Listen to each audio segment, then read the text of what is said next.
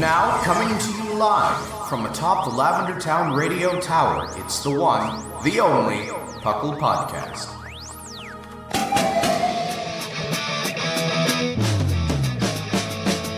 It's PUCL! PUCL!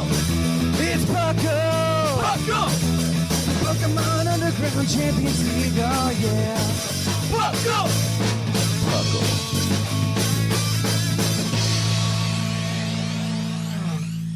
And welcome to the 469th episode of the PUCL Podcast. I am your host, Trainer Thatch, and I am here with my stuffed co-host, Dr. Shamu.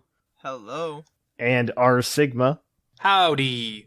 Happy post-Thanksgiving for those of you in the United States. Happy past Thursday for everybody else in the world. But welcome to the final episode of November. This is episode 469 of the PUCL Podcast. PUCL, of course, standing for the Pokemon Underground Champions League, a nonsensical name I came up with in 2007. We talk everything Pokemon, from the video game to the trading card game to everything in between. And we got a good show for you today. I'm pretty excited. This show, I will note, is being recorded earlier than we typically record the show. We typically record the show on Saturday mornings. But due to the Thanksgiving holiday in the U.S., we have decided to move that forward just a bit to Tuesday. So this is being recorded the day after the last show was released. So do pardon some inconsistencies, like if they decided they were going to drop DLC 2 news like on Thursday for some reason. There's some news too that's like, No, I know what my fear is. I put it in the news segment. It's fine. There was one thing I saw online. It was I saw it on Facebook, the land of very true news. I saw it on Facebook today, and I was just like, oh man, I didn't think this would happen, but people are looking too much into it. So the Macy's Day Thanksgiving Parade is happening. Mm-hmm. Kind of. Isn't there no spectators? Or There's no spectators. Some of it's like pre-recorded. what? wow. Yeah, it's really weird this year. That's jank. Yeah, well, they like have like Broadway performances. Like, you know how they would do like a scene from Broadway like at some point in between. Like, I think they pre-recorded some of those. It's really Okay, weird. yeah. That makes sense. I mean, by the time they're listening to it, they've already seen it. But yeah, it is weird. But one of the things, they're still doing the balloons. I imagine they just like inflate the balloons like right off camera and then just walk across with them. But the Pikachu balloon's going to be there. Mm. And with the Pikachu balloon, they also have like a bunch of Pikachu costume people. And they're just like, they're going to dance. And they're just like, oh, you're going to be really excited to see why they're there, blah, blah, blah. And it's comicbook.com, unsurprisingly. That's just like, this could mean there's a big reveal coming on at the Macy's Thanksgiving Day Parade. No. I'm like, no. They just want you to watch the dancing Pikachus. There was a bit of a leak this week, but it's nothing worth the topic over. So it's Yeah, I did see that. It's like, oh, there's 4 games coming out next year. It's like, okay. Yeah, none of it's surprising, by the way. Right. And- It's like, yeah, Pokemon Unite, Detective Pikachu 2, Pokemon Snap, and a remake. It's like, okay, that's everything people predicted. So, except It's gonna be. I don't It's gonna be believe Detective Pikachu 2. It's gonna be a backdoor launch to Pokemon Sleep. It's gonna be available following the Pikachu dance on Thanksgiving Day. Mm. That way you can eat your turkey and then get points for your Thanksgiving nap. What is it, Terrafin? It'll launch when everyone's sleeping that night because they're already passed out from overstuffing themselves. I'm pretty excited, actually. I'm pretty excited. I want some pumpkin pie, man. I'm pretty like excited for the pumpkin pie. The pumpkin pie's got me excited. I want literally everything, man. But I'm pretty excited for that. I want to see the Pikachu dance on Thanksgiving Day. Mm. I hope everybody's being safe on Thanksgiving Day, and they are properly not catching COVID. I hope that's a thing, but Hopefully. that's just me. Yeah, hopefully. Is there Hopefully. still a Power Rangers float or no? What do you mean? I don't know if that's a thing or not. I honestly haven't paid attention for the past few years. I was gonna say, I feel like they pushed it back when Power Rangers were with Disney, maybe, and then I could see that. Then it passed back to not Hasbro. It passed back to Saban, Nick. Yeah, and then Saban sold to Hasbro. Yeah. So Power Rangers is now owned by the same company that owns D&D. Fun fact: I'm waiting for an official Power Rangers D&D. You're waiting for a tabletop? Yeah. It kind of, they did it for a little bit, actually. There was a stream that was, it was called Power Rangers Hyperforce, and they did tabletop Power Rangers. The problem was they never published the system. Oh. So, yeah, right? So anytime there were rules, I don't know if it was just we're making this up or what. Like I don't know that Power Rangers Hyperforce had any rules that were real. It probably had like a loose baseline, and like probably went off of like possible like D&D interactions. Like It was weird. It was really weird. I mean, it was really cool. Like the cast that they got together for it was really, really cool. Because they would occasionally get in some like old Power Rangers actors to come and like play their Ranger at the table. That's cool. Didn't they base it on Time Force too? It was like, so Time Force like gave them their powers somehow. It was weird, but they got like a lot of the Time Force Rangers. They got the guy who was playing the Blue Ranger and Ninja Steel to be the Red Ranger. They got the guy who played Bulk from the original Power Rangers to play a Ranger in it. Good for him. And then they got a couple like influencers, quote unquote, to fill out the cast. But the one that I was most excited for was Andre, the black nerd. I thought that was great because that's like his jam is just doing that kind of stuff. And he loved doing it too. You could tell. What his favorite thing is he gets to go to the Power Ranger conventions now and actually be a Ranger. He used to moderate all of them. Now he goes there as a Ranger. That's actually really cool for him. Yeah. They have like a Hyperforce panel. It's really cool. It's like, as a Power Rangers fan, that would be the ultimate thing to do is just be like, I got to be a Power Ranger in a tabletop game that's famous. But I would love an official system for it. I think it'd be really cool. It's just like a Power Rangers version of like, oh, I was on Critical Role, you know? Yeah, it's essentially it. And it wasn't bad either. It wasn't bad. The problem was it was just Power Rangers D&D. Like, I think that was the problem. And the fact that they never published the system. I think if they would have published the system, it would have been better. That way you could actually play along.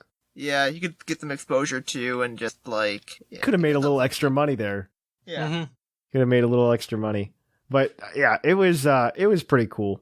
I definitely think that's this is a Pokemon podcast, by the way. See, like we should really reveal what PUCL stands for. It was really the Power Rangers Underground. That's PUCL. That's PUCL. The R is silent. That's PUCL. The R is silent. The R is silent. We lied to you for how many years?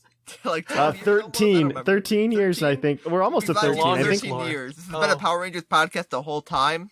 It has been been. A front. It has been. A very successful front.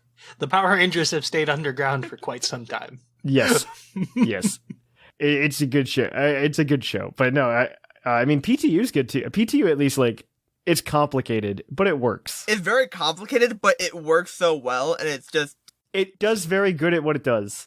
The one thing I love about PTU compared to D&D is that it's so versatile. Like, you can play a different character every time and feel like you're playing a different character. D&D, I've had the issue of, like, I'll build a character and it's like, oh, it's just that character. I can see that.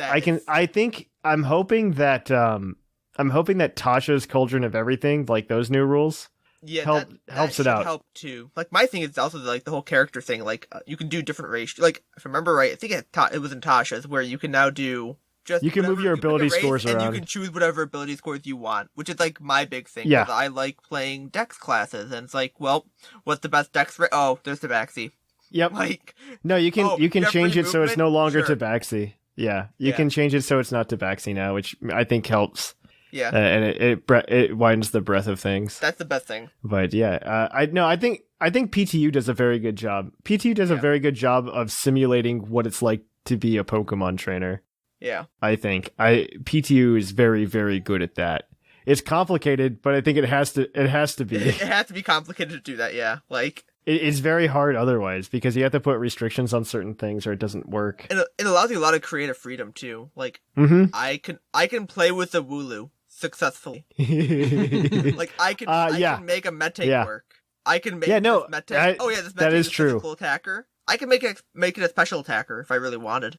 Yeah, no, that's absolutely true. It's fantastic. Like the things you can do with it are just fun. You can have a joke team. You can have like, oh, let me make a Speedy Shuckle. I think PTU is Like- a really good example of like a great equalizer because you can make any Pokemon good in PTU. You can.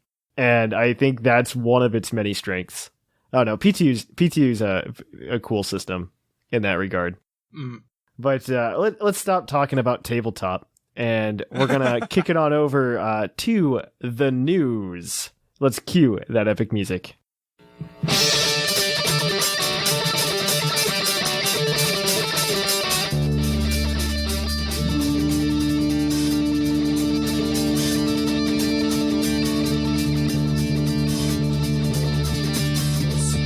Coming to you live from the Lavender Town Radio Tower. This just in. And welcome to the news. In the news, we've got a few things to talk about. Not really, because it's only been 3 days since we last talked, but the new event raids start the day this podcast releases. We'll know what they are in the news segment next week. I bet ice types will be involved. Probably. I bet there's going to be Lapras as a VMAX. It's not a That's my stretch. guess. I want VMAX Abomasnow. It's not going to happen, but I want it. Or not even VMAX. I've been playing too much. Oh, not VMAX, TCG. Gmax. Yeah, you're right. It's unfortunate that most Gmaxes have kind of been like weakened out of the meta because of the legendaries. Mm-hmm. There's still a few, but VMAXs are still good though in the TCG. So yeah. Yeah. I don't disagree with that. But yeah, that's happening, I guess. Shamu, tell us about the more exciting thing that's happening in your life. Yeah, so excited that we don't know also. Pokemon Masters announced they're going to unveil essentially all the other main campaign like events and such in Masters on November 26th, I believe. So is that good or bad? Like, is that like... We'll pretty much know what I assume we'll know what the events are for until the end of the year. Earlier in the month, they were like, so I know everyone's complaining about the rewards right now, and we'll announce what we're going to do to change that later in the month. So I think this is going to be part of that announcement. Yeah, they've done this multiple times. It's kind of like, I think it's like every quarter they kind of go like, okay, here's a bunch of stuff we have planned, or like, and we're like a big update with other, like, this is also coming at some point, this will come at some point. Yeah. Every 3 months they decide that they're going to do some things differently, and they like give up on the old things they were doing. So it's like, So the game never like really EXs changes? they added to the game. Because it reverses course I don't know every what day? their idea. I don't know what they were planning with EXs. It was such a weird addition at the time. It was. It's such a waste of resources to a degree too, because it's just like, oh, instead of like because how I always viewed it is like, oh, you can just kind of like level everyone up and like work on like getting everyone up to par. With EX, it's like, no, you want to get everyone up? No, we're gonna make you forced to get this one up. So like, instead of like spreading your resources to the lower ones, it more incentivizes you to like combine, like, because you can. Okay, so you have the 3 stars, 4 stars, 5 stars. You could take bronze. I don't know what they're called. The little The bronze tickets. The tickets, yeah. Like little bronze tickets level up a 3-star to a 4-star. And for a 4-star to a 5-star, there's the one that like cap out a 5-star. Mm-hmm. The 5-star one, once you cap out a 5-star, you can then make it a 6-star, which is an EX, after getting 50 champion spirits thing that are a pain in the ass to get. Because you have to actually already have like a broken ass account to be able to do those Elite Four things. But so instead of getting everyone up to like that 5-star, it's like, oh, you can condense the 3-star tickets to a 4-star ticket, and then you can condense those 4-star tickets to a 5-star ticket. Oh. Yeah. So I found myself, I'm like, I don't even care about the 3-star, 4-stars now. I'm just like, okay, everyone's gonna go, like, just condense them all up. You know? Yeah. You need to get those units up so you can, like, EX them and then make their ultimate better. Or their sync move. It's like... Yeah. Yeah, and in a year, the game went from, hey, you should just pull like one of the character and you're probably okay, to, hey, you should pull 3 of the character so that you can unlock their full skills. Yeah. To what I you hate want. this. And to now, I hate this it's even like, more than I thought I did. you need to get the power-up item that you mostly get from pulling over 5 of a certain character that is 5 stars already, or you have to trade for them with the older tickets. God. And it's like, why is this such a resource drain? Yeah, like, it was already a resource drain initially, and now they're just like, they got rid of the old resource drain for a new one, and they're just adding stuff. Like I feel like the best way to explain it is they're designing their post-game before they're finishing their main game. Mm-hmm. Like, the game doesn't feel like something that can last another year in its current state. All I'm saying is that I called it like the first week it came out. I'm like, this is cool, but it's not going to be great. And then I got yelled at. So it's okay. hard. We can mock Sublime. We did not get Cynthia in a bathing suit. We got Steven in a bathing suit. That'll be probably next year. We won't get. It'll be Cynthia next year, I think. So Probably. So what I've noticed about Pokemon is that if they try to apply Pokemon to an already known formula, it just never goes well. Mm-hmm. They, like with Masters, I think explicitly, like Masters is like, hey, no Fire Emblem Heroes. We kind of just did that, but with Pokemon, and it's just like, and it's okay. Like, I enjoy the game to a degree. It's just that they keep making things harder and harder to get into. Like, at this point, someone new probably couldn't get into it unless they're willing to spend money on, like, energy. And even then, they've limited that, which is kind of bizarre for a game to do. Like, they want you to wail, but not too hard. They used to do that with, I like what they did with the Pokemon Rumble games. They literally, like, capped out how much you could spend on it. Yeah. Yeah, it's like, eventually you'll buy the game. And that's how we're going to get your money. It's like, this is a $30 game, but you can play it for free, and you can put as little or much money as you want until you hit the $30 price that this should cost. And it's like, oh, okay. Yeah. Good model, IMO. Yeah. I like that model. Or Picross. Picross is the same way. Picross was the same way. I put like $10 into it instead of like the 30 that it wanted. I bought it. Hey, I gave it money. I bought it. I didn't mind waiting for the energy to recharge. Yeah.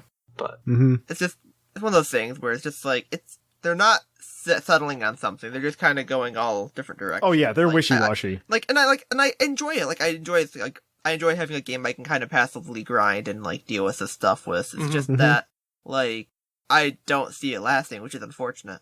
Yep. Yeah, it hurts that the best thing they've updated in the past year was giving you the ability to not play the game anymore with skip tickets. Yeah. It's like, I'm going to spend my skip tickets, so my energy is gone. It acts like I played those levels like I usually would, and I don't actually have to play those levels anymore. Because before, you just left it on in auto mode for like 5 hours a day and grinded, and it was awful. Yeah, honestly, it's what you would have done anyways. So it's like, it's one of those things where it's just, we're saving you the time of doing that. Yeah. And destroying your phone. I think stamina was fine because it means that you're not wasting your time in that game anymore. Yeah. Like, I'm okay with stamina was good. It's just that the recharge rate is a bit atrocious.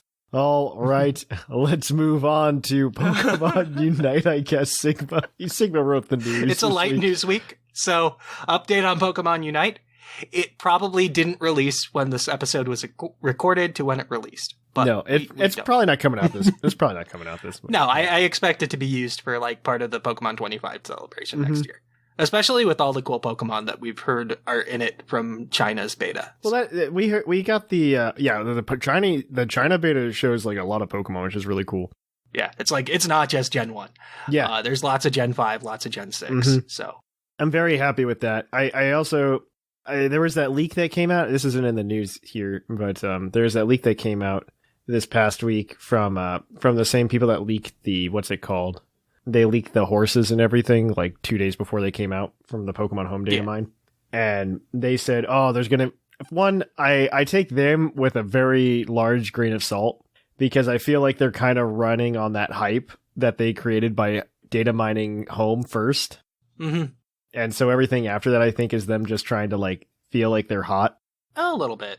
So they said one of their sources told them that there's going to be 4 games that come out next year, something like that. I think it's Pokemon Unite, Pokemon Snap, new Pokemon Snap, a new Pokemon remake, and Detective Pikachu 2, Electric Boogaloo.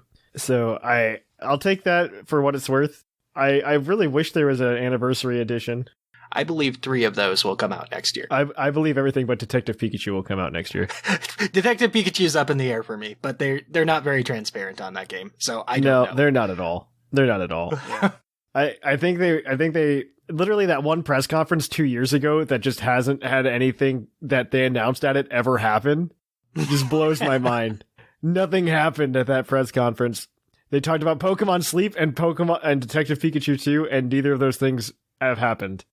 It's really shocking, honestly, that it's just like, yeah, that nothing, no news. Like, it's just Pokemon Sleep's dead.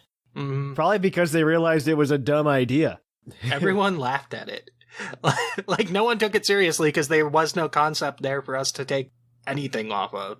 Yes. True. Also, the new season of Battle Spot is happening this week. It's going to be playing Season 7 rules again for the next couple of months, actually. But yeah, we can move on to Pokemon Go news. Shamu, Pokemon Go news. You're that colored. Yeah. I thought you were going to talk about the season more, because it just went Nope. by so fast. I thought there was more news. No, Nope. it's more of the same. We can keep going. Catch Cup running last week. You had to catch Pokemon that were under 1500 CP and be caught after November 9th of 2020. So you had to have caught them this month, and not even at the beginning of this month. Like, you had to catch them in the last week. I'm okay with that. I'm into that. I wish there was a way they could. I wish there was a way that they could make that happen in game too. Like it has to be Pokemon. That's what the Battle Ready mark is, right? Yeah, I just think it'd be really cool to do that. That's what the Battle Ready mark is, and that's Well, it's like the Battle Ready mark plus them though. Like, hey, I caught them this week, and now I can use them in this tournament this week. And that's it. I feel so much of that is luck based, and it's such a resource pull to set that up. That Yes. It's like I don't see the appeal of it. So. Mm-hmm. Yes. Because it's like, you have to use all your TMs, and it only lasts for like a week right now, so it's like, Yep. Yeah, tell us more, Sigma, about Pokemon Go. Hey, if you're listening to this the day it released, the Pokemon Go Lake Spirits are still there for like the rest of the day, but then we get something new, and I'm not sure if we actually know what it is yet, so Nope. I'm sure you'll hear about it tomorrow. There's like a 2-day gap between when Kalos shows up, so Yes. I don't know what that raid in between is going to be. I have no idea.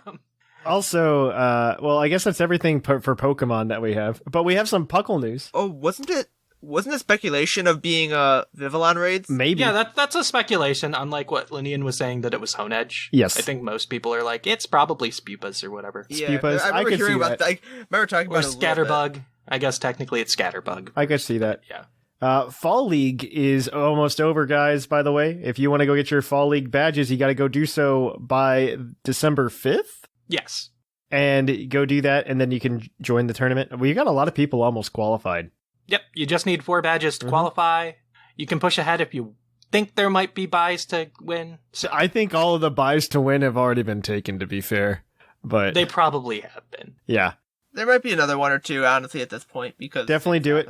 But Claude and P. McGee also show you how to beat everybody on the YouTube, so definitely check that out. Our match did not go well. That was not a fun time. There are 2 other pieces of Puckle news. One, the Advent calendar starts this week. Starts actually tomorrow, the day after this comes out. So you guys can go check it out. Spoiler alert. First day, 6IV Ditto. 6IV Ditto, first day, yeah. For those of you who are unaware, Puckle Advent calendar, there's a giveaway a day for 24 days on the Discord server. So Discord's the place to be. We'll announce it everywhere else on all the rest of our social media as well. But if you want to get the code to actually do the trade, you have to come to the Discord server. And the final piece of news is that we're going to be doing another Puckle Showdown if you missed the first one, or you watched the one on YouTube and you really liked it, or you went to the first one and you wanted another one. We're doing another Puckle Showdown on December 19th at 1 p.m. Eastern. It's going to be a really, really good time. I'm very excited for it. The last one was a lot of fun. This one's going to be also a lot of fun. In addition to that, we're essentially running 2 of them on the same day. It's going to end up being something like a 6 or 7 hour stream, I think. With the break, I think. Couple breaks. Yeah, because there's going to be a break where, I don't know, I'm not going to call it, I'm going to put a break in quotes. I really would like to stream something in between. Have somebody stream something in between. Just some TCG or just random stuff, in between. But we're doing a second showdown that has patrons involved. So if you're a patron, you can go ahead and sign up, and we're going to randomly go through that and pick 4 people to pair up with 4 different co-hosts that also participate in the Puckle Showdown. So that's going to be fun. I'm very excited for that. I'm excited to participate this time. Yeah, I'm excited. They're just fun. It's so cool. It's such a fun thing to do. And it seemed like a really fun time last time. Yeah. I was just stuck doing Players Cup. Yeah, you're doing Players Cup. You're doing real Pokemon things.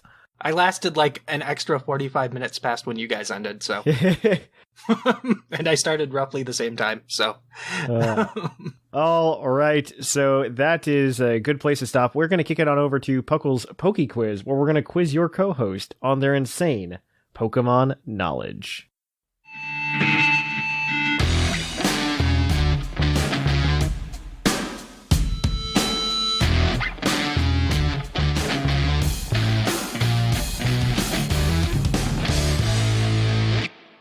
And welcome to Puckle's Poke Quiz. Puckle's Poke Quiz is the part of the show where we quiz your co-host on their insane Pokemon knowledge. Sigma and Shamu are going to be operating together as a team today to answer 5 Pokemon-themed trivia questions from our Discord server. There's a possible total of 8 points for them to grab today. They do have one lifeline in the form of a hint. However, if they don't use it and get all the questions correct, they can cash in for an extra point.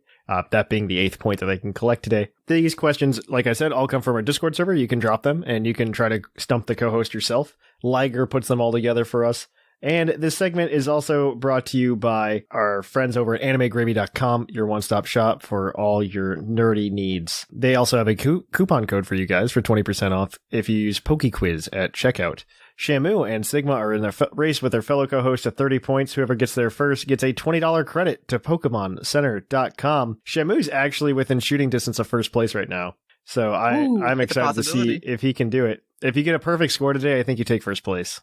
I'll try to help. I'll try to help. I think perfect is needed. All right. I think if you don't get perfect, you tie. Something like that, yeah. That's probably fine. That's not bad either. If you guys are ready, I will get you your first question. Your first question this week is from Shark Finnegan, and he wants to know, as of Generation 8, which region's specialty food does not heal your Pokemon? So each region has a specialty food? Yeah. Mhm. Only one of them doesn't heal your Pokemon. Only one. I just need the generation or the region. Your choice. Okay, because I know... So, I don't know. Yeah, I know... Rage Candy Bar? Or Castelia Cone, maybe? I don't know what Galar's is. I'm gonna be straight there. I don't Galar might have one. I don't know if they do. I don't know if they do. I know Lumio's Galette is one, I think. There's the Castelia Cone, Lava Cookie. Lava Cookie, Pewter Crunchies. I don't actually know what those do because Let's Go was easy enough to where I never had to look at the menu for them. Yeah. So, I don't... Oh, God. The question is, maybe is Galar's thing like the sweets for alchemy? I don't think that's the case, but it said it was as of Gen 8 though, which one of the old regions doesn't do it anymore. Okay. No. It's which region in general doesn't do it. Does not heal your Pokemon. I don't actually know what Rage Candy Bar does outside of... That's what it is. It's as of Gen 8, which region specialty food does not heal your Pokemon? Oh. Rage Candy Bar I could see not doing so it can include Gen 8. Okay. But if the sweets are the Galar item, that doesn't heal anything. So. Yeah, I'm actually leaning towards Galar, if anything, because Rage Candy Bar still, if it's in there, I'm pretty sure still heals 20. Mm-hmm. Okay. I can't think of anything else. I can't think of what Galar's is unless it's the alchemy sweets, which definitely don't heal your Pokemon. So yeah. Is that your answer? I think so. Yeah, I'm gonna go with Galar is correct. Because it is the sweets that evolve Milcery into Alcremie. The other specialty I foods didn't know if those counted. Are the Pewter Crunchies, introduced in Let's Grow, the Rage Candy Bar, the Lava Cookie, the Old Cateau, the Castelia Cone, the Lumio's Galette. They also have the Chaleur Sable and the Big Malasada. Yes, wonderful. Good old Malasada.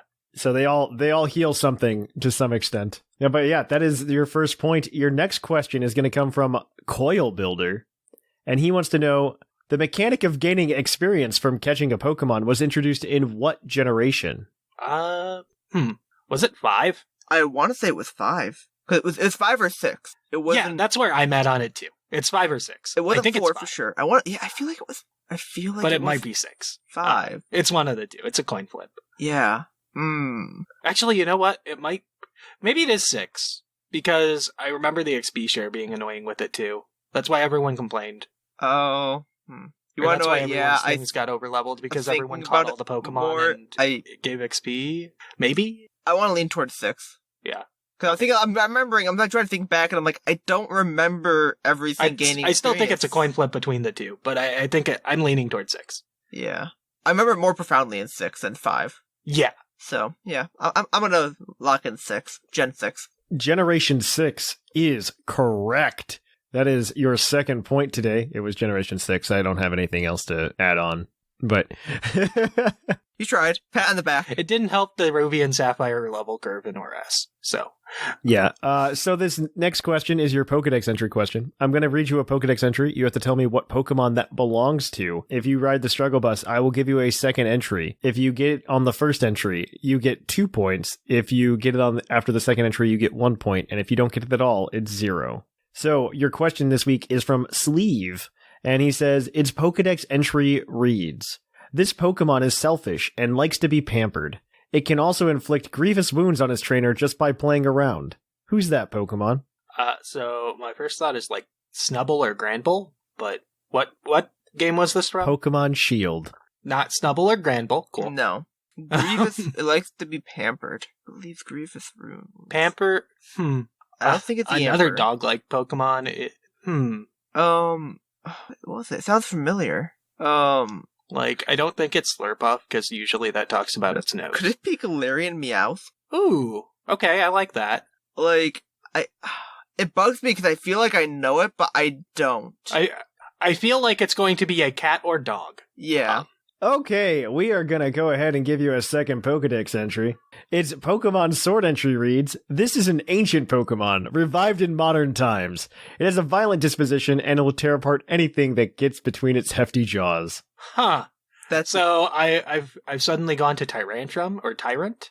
I think it's Tyrant. I think it's Tyrant too, because I don't see Tyrantrum as playful. No, yeah, and you can't pamper a Tyrantrum.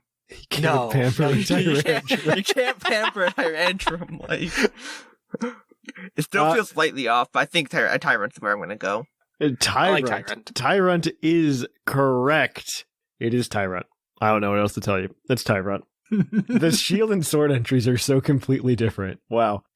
that was a very, very different Pokemon in both of those. Yeah. All right. So your next question is your multiple choice answer question. Because you missed the 1 point on the Pokedex entry, this question is worth 3 points for you, as you were 3 for 3 right now. And this is from Krabby Snail. Like I said, there are 7 answers. If you give me 3, that's 1 point. If you give me 6, that's 2 points. And if you give me all 7, that's 3 points. And the question is, which types do not have any sound-based moves? And there are 7 of them. Okay. Can you think of a dragon? Clanging Scales. Okay. Yep. Or Clangorous, whatever. Clanging Scales. Yep. It's got 2. Fairy has Disarming Voice. Fairy has Disarming Voice, I believe. Dark has Gnarl, Bug has Bug Buzz, Normal has everything. Grass has Grass Whistle. Sparkling Aria, I believe, is sound-based. So Yes, it is. It's water. Electric has Overdrive. Mm-hmm. It's got another one, too, I think, actually. Fire. Does Fire have one? I don't think Fire has one. Okay. That's 1. Ground probably doesn't Fire is 1. have one. Ground is another. Does Flying have one? I don't think. Wait, how many have we counted up so far? So we have 2. No. You got 2. No, I was trying to think of the one that we said we know for sure do. Cause, yeah. You should write this down. 1, 2. We should be, but, Ice might not have one, probably. That's 3. Okay. Rock? Steel, I think, counts has... metal sound, so that's out. Metal sounds 1. Does Rock have something? Like, it's got Rock. Rock does not. That is 4. Yeah. Okay. So we've got Fire. Poison? Poison doesn't, I don't think. I don't think Poison is 5. Poison doesn't have moves. Yeah, it's true. It's true. You got status, not moves. So we've said Ice, Poison, Fire. Fighting? Would fighting have a sound move? Is coaching sound move? I don't think it matters. It is not sound-based. That is another type. So you're at 6. There's 1 more. Okay. What type am I? Psychic? Did we think of anything ghost? Ghost or... I'm kind of amazed that there's no, like, scream or something for ghost, but what does Psychic have? Meloetta's voice song? That's normal. Oh, Synchronoise. Synchronoise, yep, so it's probably Ghost. Technically, I think that move was finally killed, maybe, yeah, hopefully, God, that move because was it was awful. It was a cool idea, but it was terrible. I think, Ghost, I guess, we'll try. Ghost is correct. That is all 7. It is Fire, Ice, Fighting, Poison, Ground, Rock, and Ghost. For normal, you have all the things: Bug Buzz for bug, Clangorous Soul for dragon, Chatter for flying, Disarming Voice for fairy, Oh. Eerie Spell, Galarian Slowking signature move is a psychic type. Oh. Then you've got Grass Whistle, which is for grass, Metal Sound for steel, Overdrive for electric, Snarl for dark, and Sparkling Aria for water. Eerie Spell is sound-based? Mm-hmm. That's interesting. You have, you are 6 for 4. You haven't used the hint. You don't need to use the hint if you get this next question correct. This next question is from Upside Down Malamar. What is the fastest not fully evolved electric type? Fastest NFE electric. Oh god, I think I know this one. No. I know this because I think I was on an episode with Scrawn. I think we talked where about this. Was Yeah. a thing. I think I was on an episode with Scrawn, and this was like the last question he needed to win because I think it's partner Pikachu. Is that a valid answer? I think it's Because partner Pikachu, it can't evolve. but it's a Pikachu. It's not It is a fully Pikachu. evolved, though. It's is a weird. That's a fully weird. evolved. I'm going to say it's That's fully Okay, evolved. so we're counting It that as doesn't it count. fully evolved. We're counting it as fully evolved. Yeah. Okay, because that thing's got 110 speed. That I agree with you otherwise. okay. So other than partner Pikachu, It's actually got a base speed of 120. It like crushes everything. oh Okay. sure, why not?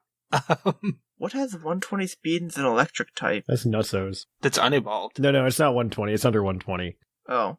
Oh, okay. It's under the Pikachu's got a 120 base speed. This Oh. That's what I thought you said. I'll tell That's you, what I this thought you Pokemon's said. got a base 105 to clear up the confusion. 105.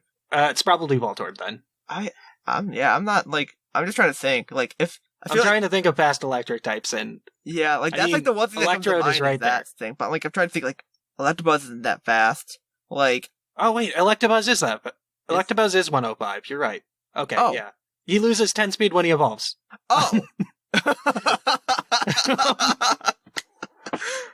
I guess Electabuzz then, because I can't think of anything else. I'm thinking like Magneton, I'm thinking other things, but they're all like No, middles. Magneton's 70. Like other types I can think Voltorb of might stuff be 70. more, but like I think electric, Voltorb it's like might be 70. everything fast is a legend or like a fully evolved or something like Mm-hmm. Raichu. Like, but it's not Raichu. Raichu's 110. Yeah. Like, yeah, I think, yeah, Electabuzz sounds the Yeah, it's Electabuzz. Yeah. It's 105. Electabuzz is correct. Next is Voltorb with 100, Elekid with 95, and then Pikachu at 90. Nice. So that gives you 8 points today. that was the perfect round. That was a perfect run There to you give Shamu first place today. He's got to get to the Kramer. He's got to Gotta get get the to Kramer Actually, plush. Shamu, you're up by like 2 points. You didn't even need all 8. No, we need all eight. We need the lead. We need the Kramer's blessing. You know. The Kramarian's blessing. Yeah, that episode went up just recently. Yeah. So Yeah. That, So, that about It Oh. changes up the standings pretty significantly. Shamu's in first place with 15 points. In second place, you have Whimsicott with 13. In third place, you have Sigma with 8. In fourth, you have P. McGee with 7. And then in a 5-way tie for fifth, you've got Sublime, Cloud9, Jushiro, Linian, and Seth Vilo with 6. Basket has yet to get on the board. With that, we are going to we're going to call it, and we're going to move it on over to the topic. And thank you to Supercat GX for leaving us a review on iTunes. 5 stars, best Pokemon podcast ever. Well, thank you for that. And if you want your review right on the show, be sure to go review us wherever you listen to the podcast. We really appreciate it. But until then, we're going to kick it on over to the topic.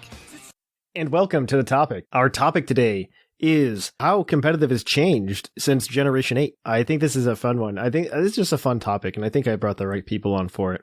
My competitive experience in Pokemon has changed with Generation 8 compared to Generation 7, Generation 6. And that's mostly due to, one, timer. Bring back timers like a real big thing. Well, I'm not going to say real big thing. It's a thing that is on Twitter. it's a thing people tried. It probably wasn't the best time to start such a movement, but whatever. Yeah. They're not really starting a movement because it's something they've been consistently complaining about since last December. I mean, same as us, but yeah. I think a lot of people are very, like, they hold on to that. A lot of people are, what I found with the timer are the people who weren't upset with Dexit. Most of them got hurt by the timer. Mm-hmm. Pokemon came in with a second punch and wiped out more of its fan base. I think that's horrible, one, because Pokemon, I still obviously like Pokemon, or I wouldn't keep doing this show. The DLCs really helped the games a lot. I think the DLC has been some of the best stuff, but competitive-wise, I think without the timer, they really restricted things. I was always the kind of player who dabbled in VGC as like an aside, just like, hey, let's play this because it's something slightly different. Mm-hmm. I don't always want vanilla Pokemon. Sometimes I want chocolate Pokemon, right? Yeah. I'd go play VGC as a change of pace. And so as somebody who did that, I have been more thrust into the VGC scene because of it. Honestly, that's the only format that's like super balanced and fun that you can play on cart. It's kind of amazingly balanced, this game. Yes. Which is weird. I think they put a lot of thought into it. I will say it until the day I die. Urshifu is a perfectly crafted Pokemon. It is. The only series I really didn't like was like the end of Series 4, beginning of Series 5, when you had Cinderace and Rillaboom just being the best things you could do. And there was just no countermeasures to it. It's just like, this is awful in doubles. Like, I can understand Cinderace, like, destroying singles, but then it's over in doubles being like the number 4 Pokemon. It's like, this is disgusting. I think they've been doing a really good job with their own meta. Battlespot singles or Battle Stadium, I should say, singles isn't much worse. Like, it's an okay meta. Mm-hmm. I will say, as a fan of Splatoon games, I'm very happy it's a very quick match all the time now. Mm-hmm. I don't know that I miss like the 40-minute stall matches that I used to have in singles. You can find those occasionally, but they're like 1 in 20 games, so it's like, hey, maybe you run into one. But I don't know. What about you, Shamu? Your experience has definitely changed. Yeah, because I primarily did Smogon. I did OU. That was like the format I preferred, and like right now it's just been like I just don't care as much. Well, you can't play it. It's dumb. Yeah, you can't. The timer's dead. Yeah, like it's just we're digging our own grave because you've got a format we can't play. Like it's not like, and not then like Pokemon. Dynamax... We're playing a format Pokemon made. We're playing a Well, if you want, you can argue it did, but like it's that was made a format by us, the players, and it's just kind of like, well, we can't play this. It just kind of hurts. I think it's stupid on Pokemon's part. Outside of that, though. Because throughout the game, you're just like, hey, I have a 6-mon team. And everybody wants to be like, hey, I want to play with the 6-mon team. Because that's Pokemon. Yeah. They technically made that format, and then they kind of got rid of it. They did. I don't disagree with you whatsoever. I think you are 100% spot on with that. I think Pokemon made that format, and they made it impossible. I think this is even worse. Like, outside of being like a Smogon-ite or something like that, you can't do that if you have a friend. Let's say you and I, Shamu, we hang out all the time and we just want to battle in-game teams every 2 badges or something. Yeah. If we had a proper 6v6 match, there's a chance even with the 20-minute timer with in-game teams, we wouldn't be able to finish. Yeah. Mm-hmm. And that's nonsense. I think that's absolute nonsense. I think I've said it on the show before, but I'm pretty sure it's more Nintendo's fault than Pokemon's fault. That's what I was gonna bring up. It's like, I feel like it might be the Switch's netcode or something. Yes. More so than Pokemon's game itself. I could definitely see them remedying it in another game.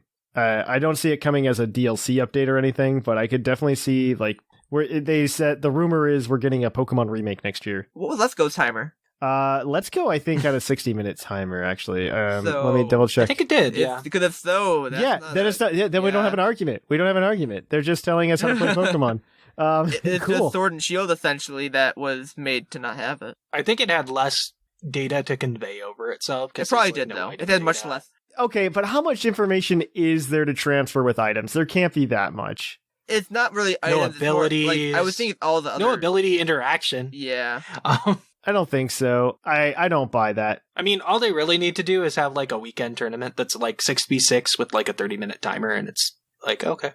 30 minutes is okay. I think the problem is, I don't know. So one of the things I've noticed in like Smogon's version of OU, because I think one of the better things that Sword and Shield has done competitively has been, 1, the move culling, and 2, just the culling of movesets in general that a Pokemon have available in Gen 8. The amount of Pokemon that no longer get toxic is fantastic. Yeah, they fixed a lot of things with, like, the move culling. Like, yeah, it sucks in a way, but it's also very nice because it kind of feels like a balance fit. Like, it feels like a patch. Like, we're gonna patch the game. It was definitely very balanced because having like hidden power, which made special attackers stupid, and giving Lando a counter to itself. You also like fixed a lot of problems with toxic stall being super prevalent and stuff like that. I think that it has just been very healthy. I wish that Smogon, because they already have a bajillion tiers now because they can't decide how to play Pokemon anymore.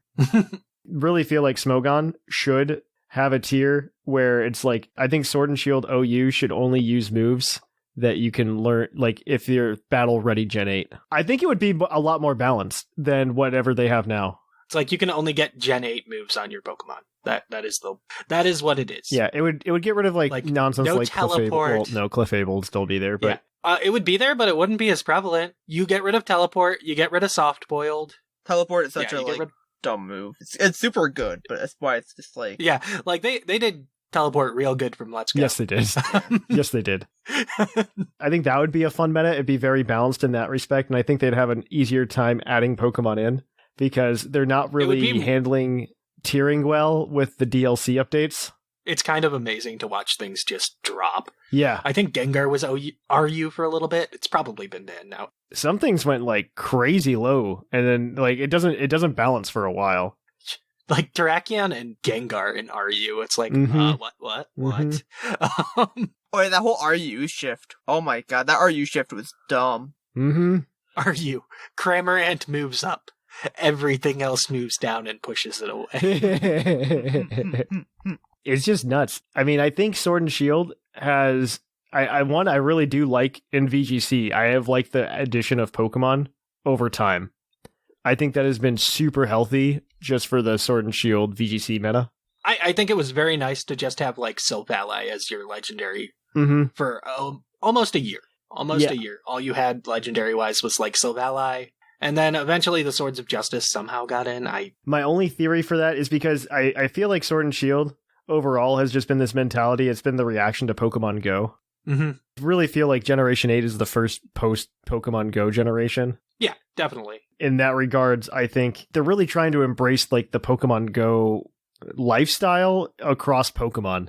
I think they saw that Pokemon Go breathed new life into the franchise, and I use that very lightly because I don't believe it was like a good longevity kind of breath, if that makes any sense. It brought a spotlight to Sun and Moon that it probably wouldn't have gotten. I think Sword and Shield would have been big regardless, just because it's the Pokemon game on the Switch, right? Yeah, absolutely. Yeah. I don't know how much Pokemon Go influenced Pokemon Sword and Shield success. I think Pokemon Go influenced a lot of Sword and Shield. That's kind of where I'm going with it.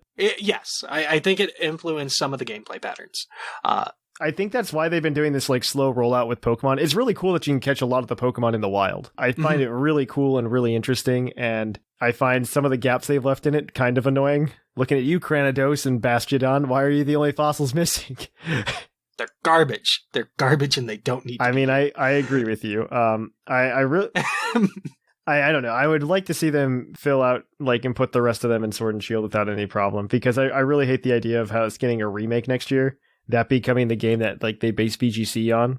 I don't expect that. I think they're going to stay on Sword and Shield. I think they're going to make the game like isolated, so it's whatever the national deck is, or whatever the regional dex is in that game is the only Pokemon in that game, right? I feel like that doesn't mesh too well with like modern Pokemon, to be fair though.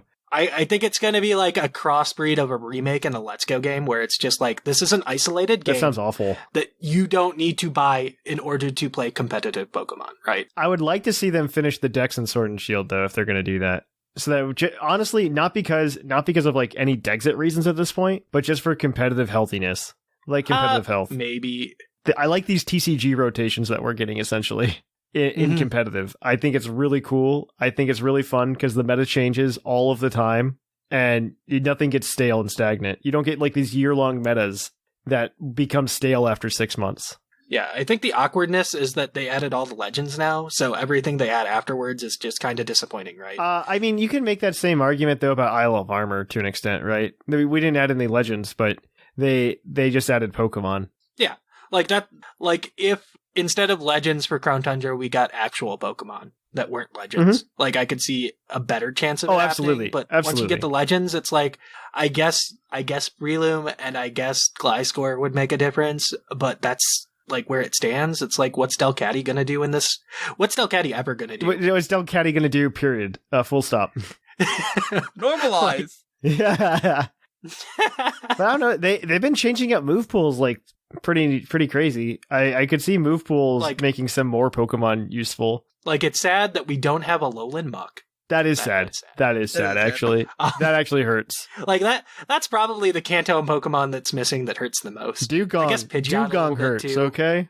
Dugong does not hurt. Nobody cares about Dugong except the people who complained about I that. kind of do because I had to get one of the ball.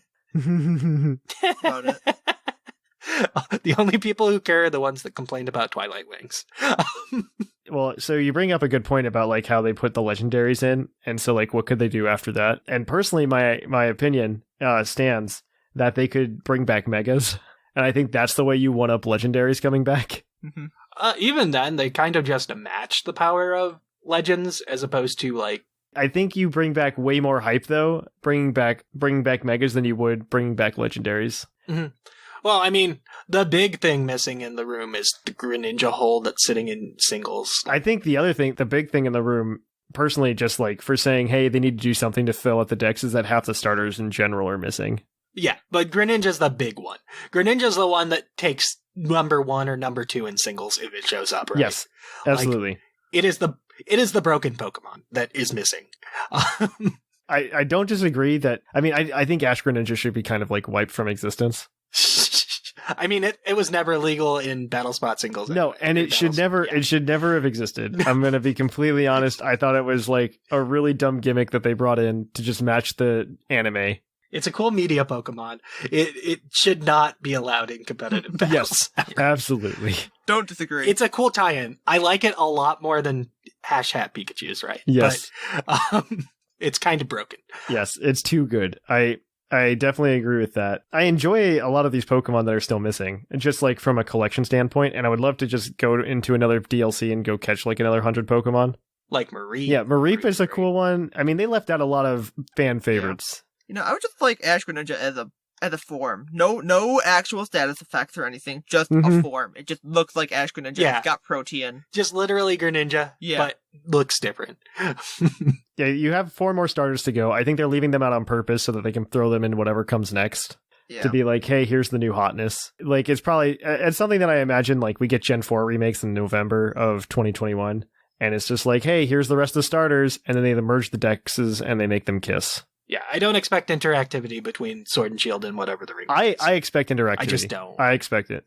I expect them to be separate things. I expect them to interact because I expect it to still be Gen 9. I think what you do is you make it the quote-unquote great equalizer, and you just update Sword and Shield to have all of the Pokemon that are in the remakes, and the remakes have all of the Pokemon that are in Sword and Shield in the code, and then you can literally just use whichever game you want at whatever event. That would be nice. I don't see them doing it because they're going to want you to buy the new game. And I think that's still their bread and butter. Because I think the part that you forget if you're talking about using Sword and Shield for competitive forever is that they kind of use that as a vehicle to get people to buy the new games. I mean, you still sold 10 million copies or 12 million copies now of Let's Go. Yeah, okay, but Let's Go is a one-hit wonder. Okay?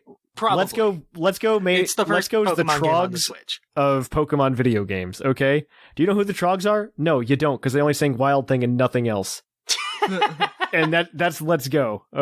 That's Let's Go. Let's Go is the Trogs of the Pokemon franchise. Because the problem with Let's Go, and I think Game Freak knows it, because I believe that they see Let's Go as a failure. I think there are aspects of Let's Go that are worth bringing back, like lack of interconnectivity, so you don't have to worry about a meta. I like it as a game that you play. I would love it as like a third game in the cycle, if that makes sense.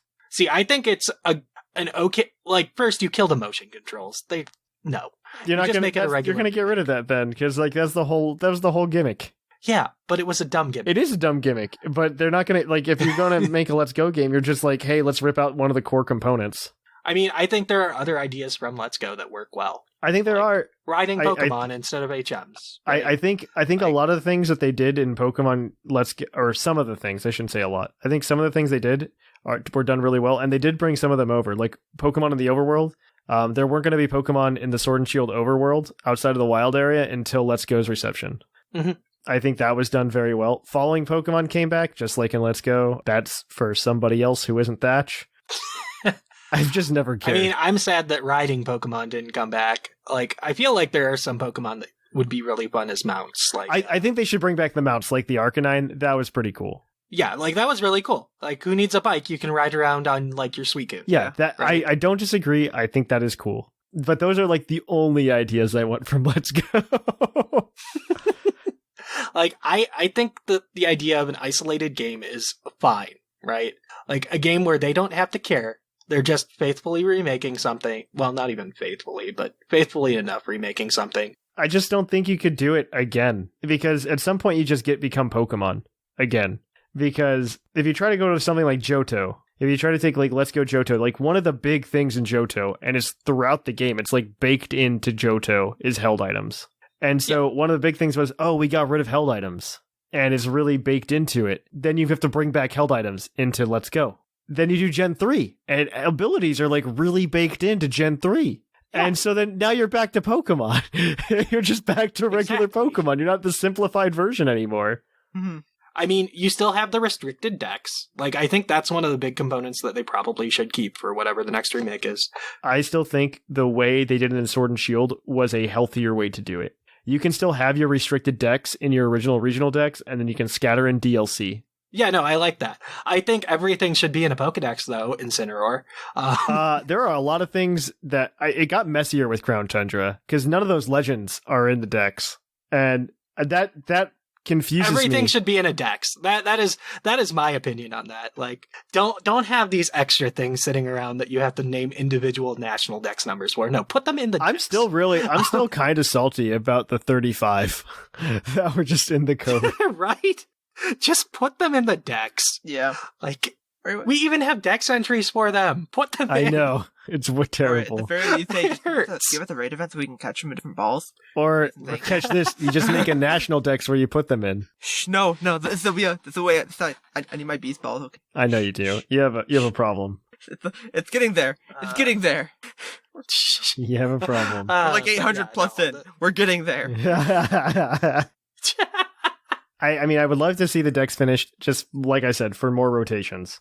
Because I can see VGC getting very stale by like June. You know, the other option is we just enter GS Cup early, and whatever we get in the fall as a remake just resets the clock on what the format is, right? That's the other option. I would be okay with interactivity still, with whatever we get in the fall. We still have interactivity with it. It's still Gen 8, but the VGC meta becomes that regional dex. Mm-hmm. And honestly, like, I think that's the way they should have been doing it from generations ago. Like, I think that's the way they should have been doing it. Oh, yeah. Like, what I see happening is we get a ban list at the end of January for whatever the February through April meta is, and then or February through May? No, it's April. Yeah. And then for May, you start GS Cup. Yeah. And I think that would be interesting. They probably will. You're not wrong. Yeah, and then you do a ban list GS Cup afterwards, and that'll get you to the new game. Yep. Like, that's an option that we could see. Yeah, I mean, they've already started extending the VGC seasons, as is. Like, the VGC seasons are already going 3 months instead of 2. I mean, that does take us to 3 months November, does it? No, it's like close to November, but not quite. It would go May, June, July, and then August, September, October. So it would end for November. It would end for November, but then you don't have a November meta until this game comes out, right? Well, then what they probably would do, they would just probably like make a meta. They would probably do some other kind of meta. Like, because again, they're not gonna. I don't think they're gonna make a meta for the new game right at the drop of the hat. Oh, absolutely. No, usually they wait for January. So you're right. They'd wait till January. Meta. You're right. Yeah.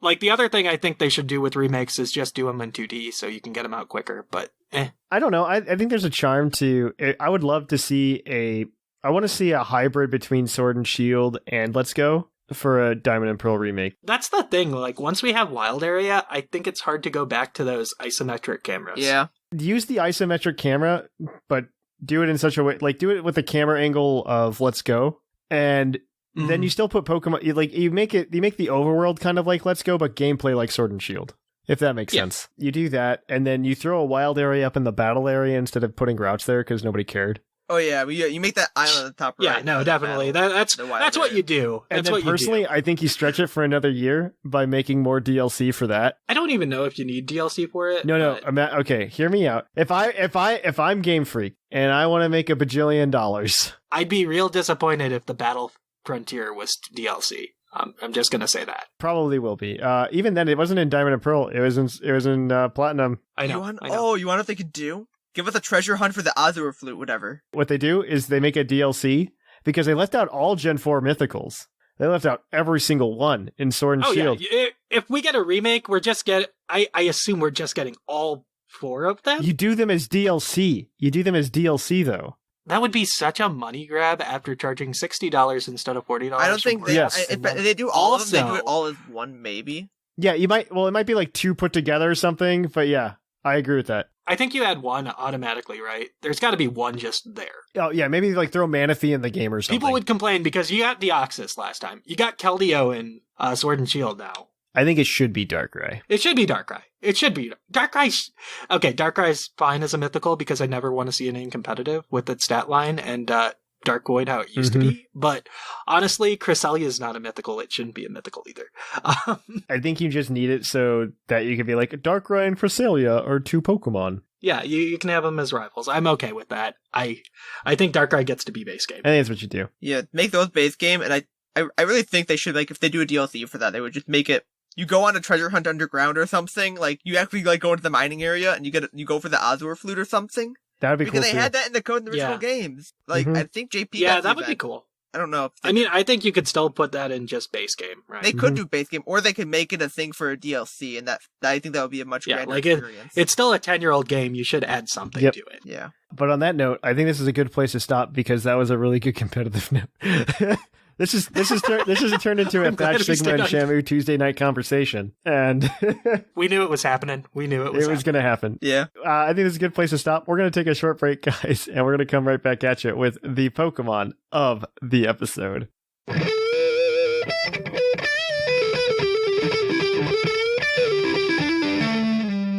Poke of the episode. And welcome to the Pokemon of the episode. Our Pokemon of the episode this week is National Dex number 881, Arctozolt, the fossil Pokemon. Its Pokemon Shield Pokedex entry reads, this Pokemon lived on prehistoric seashores and was able to preserve food with the ice on its body. It went extinct because it moved so slow. So they're just making up science, is what I'm hearing. Pretty much. Arctozolt's actually better now because he got Slush Rush. I think that's the only reason he's better now, because Volt Absorb and Static were garbage abilities, and his typing is absolutely awful. Ice Electric is an awful, awful typing that we never got before. It is amazing offensively. It is. No, amazing offensively is like, that's an understatement. It's Bolt Beam coverage. Yeah. You get that bolt. That was like the staple of Gen 4. Oh, the typing. Yeah, you meant typing. Yeah. I was thinking Arctozolt as a Pokemon. Oh, no. With its base 100 attack and base 90 defense, base 80 special defense, base 90 special attack, base 90 HP, and then 55 the type speed. Arctozolt is a very offensive, very good offensive type. No. Yeah, no, Bolt Beam is fun. We also had Rotom Frost, for those who forgot him. Yes. Oh my gosh, I forgot about Rotom Frost. My favorite Rotom, who should be good because of the Chicago Bears. The classic. So the team that we have this week is a VGC team. It actually works surprisingly okay. It's I wouldn't call it like a meta defining team. I would call it a fun team. It's the kind of team that your opponent looks at it and it's like, I have no clue what they're going to do turn 1. I have zero idea how they're going to open this The up. team has so many plays that can happen turn 1. It's I think you get a paralysis of choice when you play it. So the star of the team is absolutely Arctozolt. In our case, we're running Life Orb with Slush Rush, 252 special attack, 252 speed. Special attack when it's got, I guess Bolt Beak's gonna hit hard anyway. It's running Blizzard, Bulldoze, Bolt Beak, and Protect. Mild nature. I don't even know what that does. I'm going to be honest. Mild nature. I don't even know what. I think I know it's special attack. I don't know what it's minus defense. Minus defense because who cares? You're an ice type. Right. But to go fast, you've got Vanillux, one of the 2 hail setters. I guess 3. Abomasnow exists. You've got Vanillux with Choice Scarf, Snow Warning, 4 HP, 252 special attack, 252 special attack, Timid Nature with Blizzard, Icy Wind, Freeze Dry, and Beat Up, because what would this team be if you didn't have more options? I guess that leads us into Terrakion holding its White Herb, just in case you get intimidated. Or you could get bulldozed by one of like 3 Pokemon on this team. Yeah. And get your speed back. Just in case. Anyways, you got Justified, so you get beat up. You get a massive attack boost.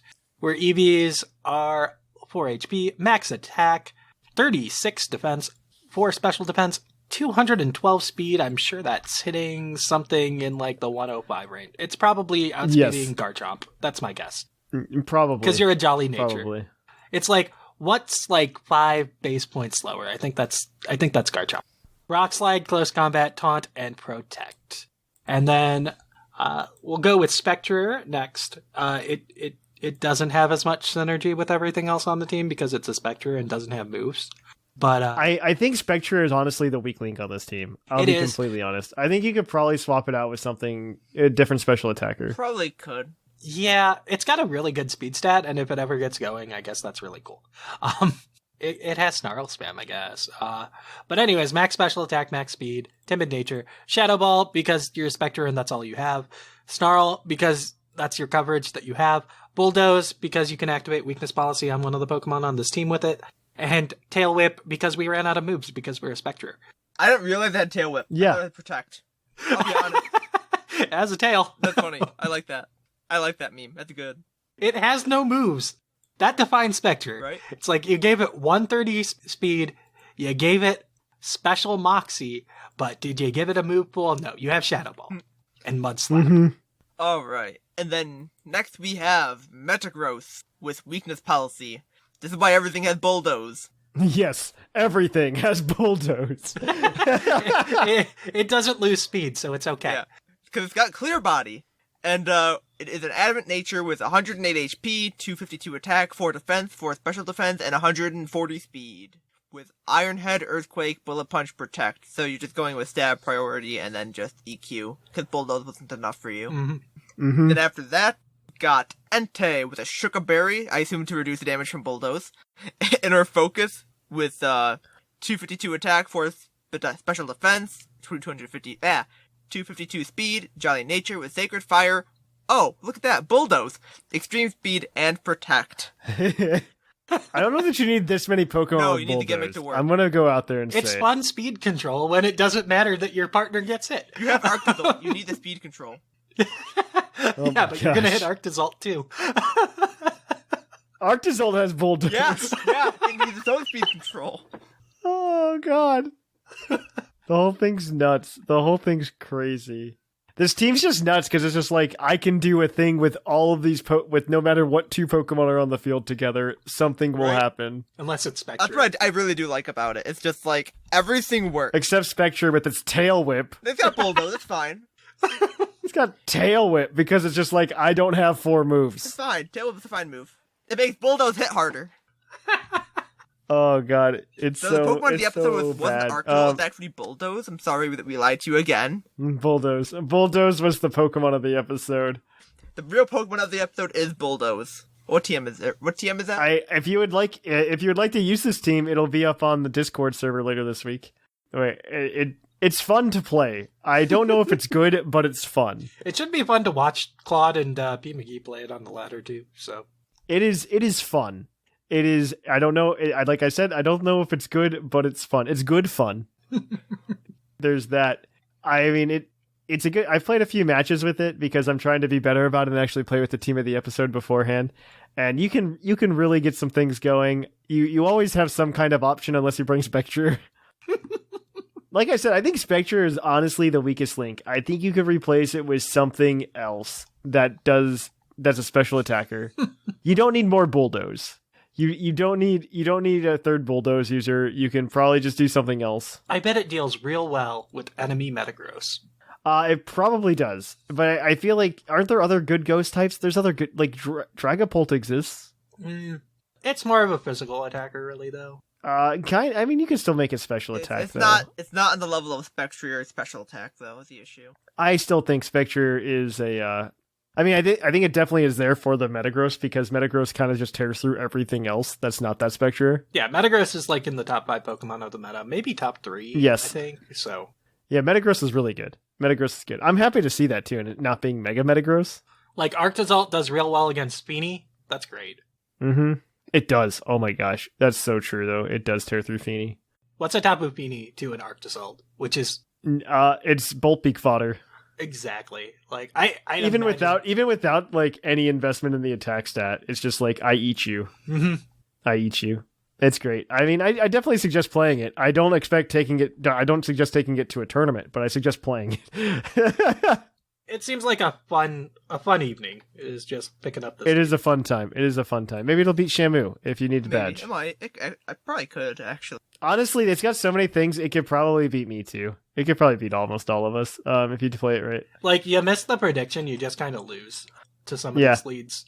All right, but on that note, we're going to kick it on over to the mailbag. It's mail time! Send in your emails! Mail! And welcome to the mailbag. The mailbag is the part of the show where we read listener emails that you send in to puclpodcast@gmail.com. It's a fantastic way to get your voice right on the show. It's also brought to you by the fictional energy drink Green Tauros, the energy drink that gives you hooves. Hooves! There, I did it, Bo. I know Shamu wasn't going to, but I did it. Shamu doesn't have to. I'm not lying. I know, he's contractually It's okay in his with contract. It's in his contract. And so, yeah, we read listener emails on the show here. Typically, we have a prompt. Last week, we asked you guys what you thought of Pokemon Go going to level 50, and I'm excited to read your emails. So this one is, if your email is good, we'll give you the Green Tauros badge, blah, blah, blah. Our first email this week is going to be from Mark. And, oh, wait, this is from last week. This is last week's email. We already read this. Oh. Never mind. Not Mark. We are going to go ahead and we're just going to start with Sari. Howdy, y'all. Hope you all aren't freezing your butts off. Thank y'all for possibly having me. So yeah, we're reading. That said, we are reading you, Sari. We are. It'll be cold by the time this episode comes out. I think it was cold today. It's like mid 40s for me. It was, but it was like mid 40s with clouds. It was chilly. Yeah, no, it's mid 40s like all week this week, and then mid 30s next week, and that's like next week we have snow forecasted for Monday. I saw that. I mean, we had snow like last weekend too. I didn't have snow. I want snow. I like snow. I had a dusting. But anyways, let's continue. Pokemon Go, I honestly think, in a lot of ways, has overstayed its welcome in the eyes of many. However, I do think that they're making an effort to bring back some excitement for the game. The new level cap is one of the reasons. I don't think that most people will ever get to the point where they even get to experience the tasks and ridiculous grind to get to level 50. Getting to 40 is hard enough, and practically impossible on a reasonable level if you aren't either spending money or living in a city. Yeah.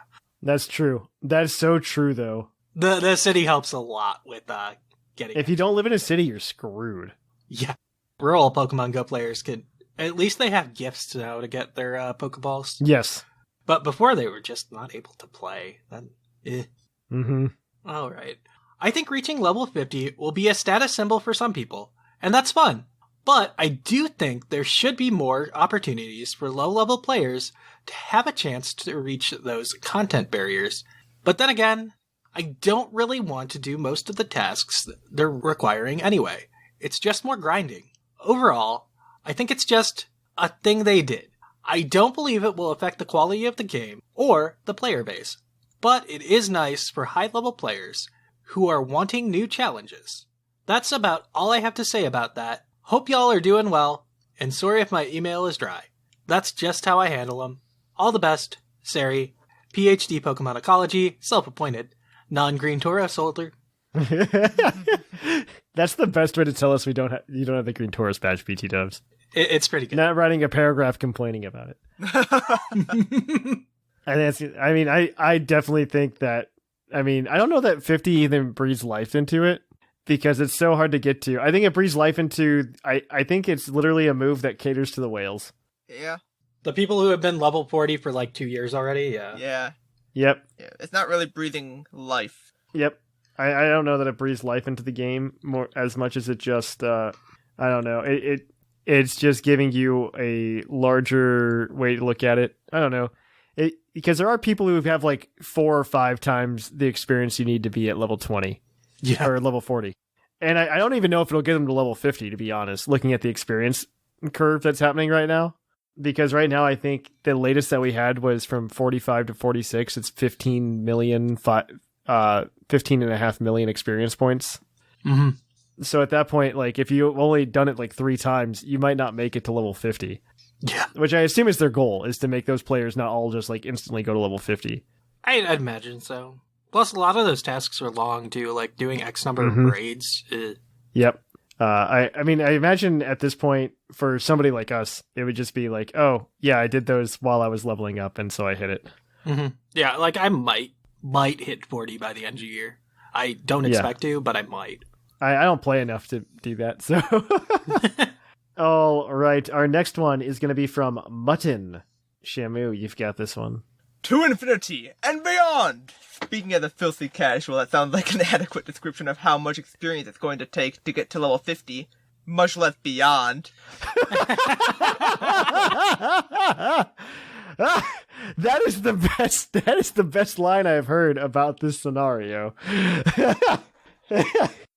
Ultimately, I guess it could be worse. Niantic could be wringing out pockets like a sopping wet sponge for content. I think at this point, the only thing that could rekindle the childlike glee I had for Go would be the reintroduction of the footstep system, and that I don't foresee. I don't think that's ever coming back, honestly, just because of the legal ramifications. It caused so much trespassing, too, and I never found anything with it. Yeah, it was not a good time for everyone else. I like the current system. It's like, go to this Pokestop and you'll find this Pokemon. It's better. It's definitely better than like, hey, if I go in this person's backyard, I can find a Pikachu. Go has been doing fine maintaining relevancy with their current player base, but I do suspect there will be plenty of fall-offs with the introduction of transfer. To bring people back, they're going to need to have some sort of a hook. Maybe some previously shiny locked events and raids, maybe make the game more viable for people in rural areas, maybe tone down the outright monetization. Record profits coupled with record low player base doesn't sound like a sustainable business model. Like, honestly, like... That I don't disagree with you. Yeah, like, honestly, the whole, like, Go at home was really... I enjoyed that a lot. This is the most I've played Go in a long time since launch, is during COVID. I absolutely agree. During quarantine, when, like, I couldn't go to work, I played so much more Go. I also exercised a lot more as a result as well. Because I was just like, I would take a break from working from home to, like, go out for a walk to play Go for, like, an hour. And then I'd come back and do more work and then rinse, repeat. Yeah. Either way, I'll always love Pokemon and I'll always play the related games, be it main series or not, and my intention wasn't to turn this into a rant, but here we are. Probably Mutton. It's probably. I thought you were trying to be sassy and be like, you did start a rant, though. All right, so I will read this last one from Quincy. He says, "Hey, Puckle crew, Quincy here. Last week was the end of my first marking period, so I didn't get much time to write in an email about my future expectations. Also, I forgot last week's prompt, so there's that. I recently finished my 100% run of Breath of the Wild, including finding all 900 Korok seeds. That's not Pokemon. I don't care about you playing Breath of the Wild. I care about you playing Pokemon." Osh will care, maybe. Is this Osh? Is Osh? Is this you? I don't know. Is he going to listen to the mailbag? We'll find out. Playing such a beautiful game has raised my expectations for a video game greatly. So now my dream for the future is some sort of open world game playing out an adventure as portrayed in the anime, including your very own Paw Patrol-esque suit-up sequence when you join the Ultra Whatever Squad in Alola and go save youngster Joey from a rabid Caterpie. You'll still have a story sequences whenever you crest a hill and see a gleaming Megalopolis in the valley below, but most of your journey will go at the pace you want it to go at. And you'll be able to go anywhere at any time as long as you're smart enough to find an alternate path there. So the problem is, Pokemon doesn't work, like any system, any game that's based on leveling, doesn't work well in this kind of format. And I don't think people realize that. The reason Breath of the Wild works is because you physically just got better at the game as time went on. Mm-hmm. And you like gained your heart so you had better stamina. That's about it. Like, I think that's something that people don't realize right away. Is that you can't take a system based on leveling and just throw it in Breath of the Wild. It doesn't work that way. I apologize if I shut down people's dreams. I think you can do it. I think you just do it like you just make the next game Crown Tundra all the way. You put little towns in, sprinkle them in the wild area. But I digress. It would also be cool to have some sort of stables in Zelda, hidden safe havens where you come and rest up, buy and sell things. You really just want Zelda. You just want to play Zelda. Get directions, interact with others. And yeah, just a Pokemon Center that's a little less technology advanced and out of place. He just wants Zelda. This is what I'm reading right now. He just wants Zelda. He doesn't want Pokemon, he wants Zelda. Hopefully the game would be a bit more realistic as well. Your character will respond to what other people say, and Pokemon will have emotions, like Ash's Charizard in the anime. For example, you find a shiny blue Bisharp in command of roaming army of Pawniard, and you Master Ball it. Those Pawniard are going to be livid at losing their leaders, and you'll have to defeat all of them in a horde battle, or you've wasted your Master Ball. Pokemon can't do horde battles anymore. No, I already hate SOS battles again. I know. Well, they just can't handle the graphical processing that it would take. I can't handle the salt I'm feeling right now with SOS battles already, and it's been like a week of having to deal with it partially. An adamant nature Pokemon will be stubborn and more difficult to catch, and a brave one has the chance to not go back into it. That sounds awful. Basing catch rate on nature? No, thank you. That sounds like adding... I don't like more RNG to the game. That's too much coding, I feel, for that. Yeah. It's not even that it's too much coding. It's just like, that's a bad... Unnecessary RNG. Like, I already hated going back and catching the Legends with the 3 catch rate. Yeah. It was awful. Imagine making that worse with a Beast Ball. Yeah, right? I feel bad we're tearing this apart, but like at the same time. No, we should not go down to 3 catch rate anymore. Catch rate should be bottomed out at 10. Yes. Like the doggos. For my sanity. And a brave one has a chance to not want to go back in his Pokeball and stay and fight. No, that sounds absolutely awful. You won't necessarily have the luck to be the millionth customer of the bike shop. You'll have to save up your money. Okay. As for the gyms and the different challenges throughout the game, there would be 4 main challenges. Obviously, the gyms, Battle Frontier. I giggle because Battle Frontier is not coming back. And also 3 or 4 different evil teams, each trying to catch one of the 3 legendaries of the region. The Elite 4, maybe more, would be like the Timeless in Pokemon Insurgents. What is it? What? You can't just like throw out references. You can't throw out references to a ROM hack that most people haven't played though.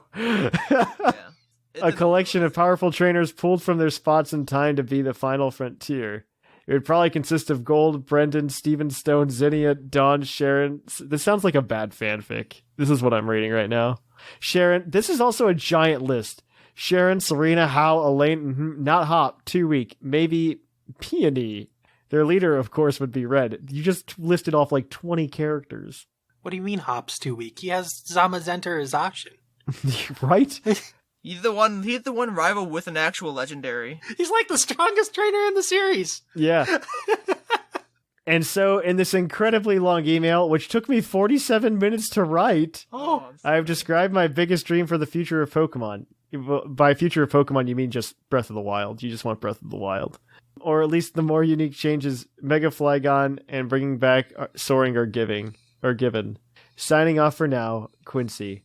I feel bad for tearing his email apart, but like I think there needs to be something like reasonable expectations for Pokemon, because this is the kind of stuff that like hits people being upset at what the next Pokemon game is going to be, because the next Pokemon game is not going to be this. No, like I said, I'd be down if they wanted to make remakes 2D. Like, people like retro games, and that would be easier on them. Honestly, I think remakes, the way you handle them is you just re-release the old one, and with maybe like a couple of lifestyle changes. I would prefer that. I understand that re-releasing DS games is a pain in the butt, and those games need remade, right? Like, they integrated touchscreen too much. They need fixed. That's how it goes. I am perfectly down with Gens 1 through 3 just getting straight up ported. It's like, here's the game. Yeah. It's on an emulator. Don't worry about it. Absolutely. We added wireless. Absolutely. Maybe we get your Auras DX. Yes, give it to me. I want it. But I don't mean to rip your email apart. It's just that I think having unreasonable expectations in Pokemon is just bad for the community as a whole, and then everybody gets really upset when things happen. Yeah, I generally set my expectations. And this is definitely something that's like way beyond and very practically just not possible. I think it's just too much in terms of that. I think my mind, honestly, at this point, my dream Pokemon game is one with all of the Pokemon in it. As depressing as that sounds, because I realized I've been playing Digimon Cyber Sleuth the past 24 hours, and I realized how much like the reason those games don't succeed. And honestly, the best reason I can give for the reason those games don't succeed outside of bad gameplay is the fact that their creatures lists are so inconsistent. Mm-hmm. And I think that's why Digimon will never hit like the high that Pokemon will. And I think Pokemon needs to lean into that more and remember that to have just like go back to the core and be like, complete creature list is what we need. We'll see what the future holds. But Green Tauros badge, I am all for giving it to Sari for having nice paragraph breaks, or even Mutton. Either or. I'm fine with both. I'm fine with Sari. I read it.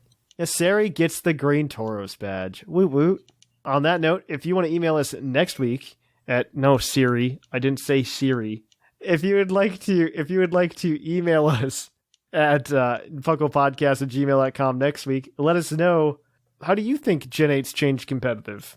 Let us know at puclpodcast@gmail.com. If you want to keep up with us throughout the week, make sure you check out all of our social media over at Twitter, Facebook, Instagram, and Tumblr. Make sure that you keep up with us over on the Discord. Make sure that you follow us over on Twitch and on YouTube. If you want to support the show, you can go over to Twitch, drop a Twitch Prime subscription. You can also go ahead and buy a shirt over at TeePublic, or you can support us over at patreon.com/PuclPodcast to get cool perks. Unfortunately, I don't get badges anymore because I turned that off because there was a November special. But you can get Breederbot and a bunch of cool extra shinies throughout the Advent calendar that the norms don't get. So keep that in mind. On that note, though, I have been Trainer Thatch. I've been Shamu. And I've been RC. And here in the Lavender Town Radio Tower, it's close.